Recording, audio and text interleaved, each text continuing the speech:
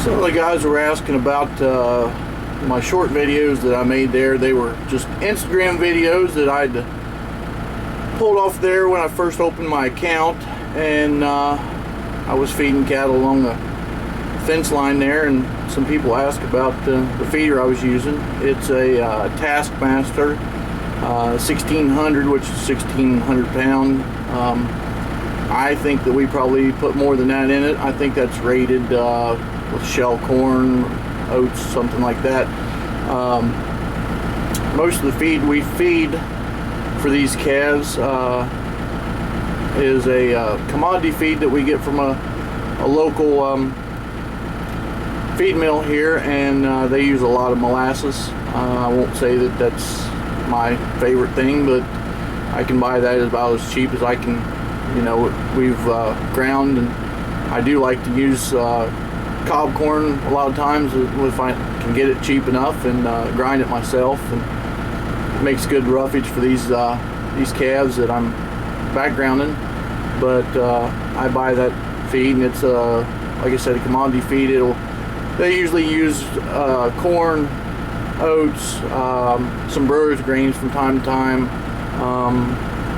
They use a pellet. I can get it in 10, 12, and 16%. Usually I use the 16% because I'm not feeding that much to them. I'm mainly letting them graze the fescue, and then we're just feeding them that 16%, so much per head per day,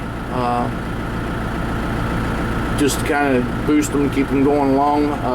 I'm not really in the business, and I know that a lot of people's going to say, you know, I'm crazy on this. I'm not really in the business putting weight on these cattle. I am once we turn them out, then the feed changes. But right here at the farm, when we start these calves, a lot of my sales is just a backgrounding or preconditioning program. So I'm buying those calves, I'm buying them as singles through the sale barn. I'm putting them together.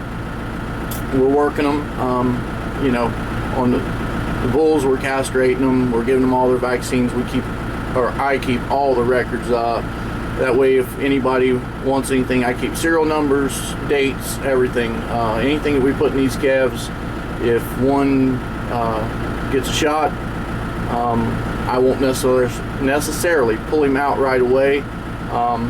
But when I go to advertise them for sale, you know, I'll tell them how many and what calves have had antibiotics. And if they want them pulled out, I understand that. That's, you know, and then we negotiate price from there. But anyway, back to the feed. You know, it has a protein pellet in it, along with the oats, corn, molasses, brewer's grain,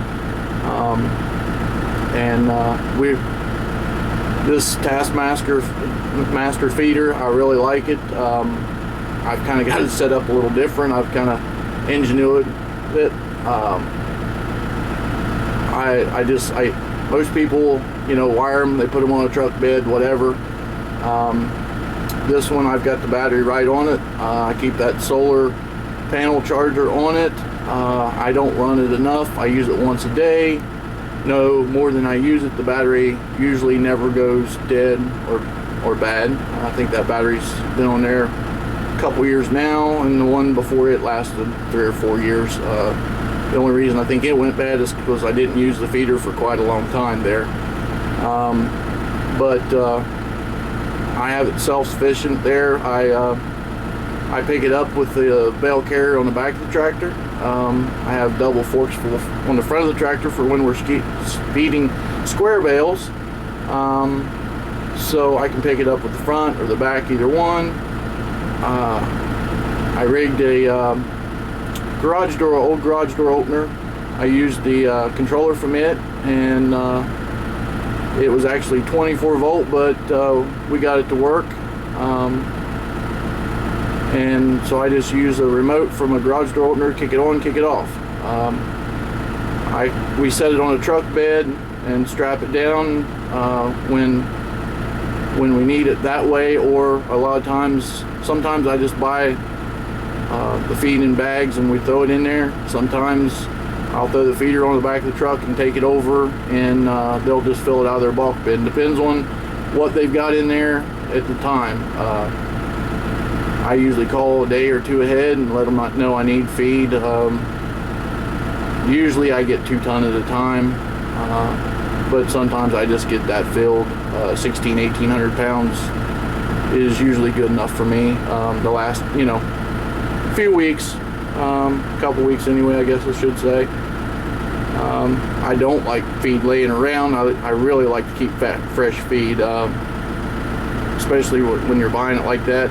There's no reason to stockpile it here and let it, get old on you. I understand if you're doing your own, that's different. But if you're buying it, might as well keep everything fresh. Keep that molasses setting up, getting hard on you, or animals getting in it. So anyway, that's the deal on the feeder there. Like I said, it is very versatile. I like that. I had that I used it on the truck when I first got it. The truck, we started having trouble with it. I set it over on that skid that I had from something else and bolted it down, and it stayed that way. I guess necessity is the mother of invention, like they say, and that's kind of how that came about. It really works out nice like this. I don't just feed off the road like a lot of people do, and we get a lot of rain and a lot of warm weather here, so trucks don't go too well in the mud, and usually a tractor does. So well guys, that's all. Hope you enjoyed this. Have any questions, comments, please let me know. Have a great day.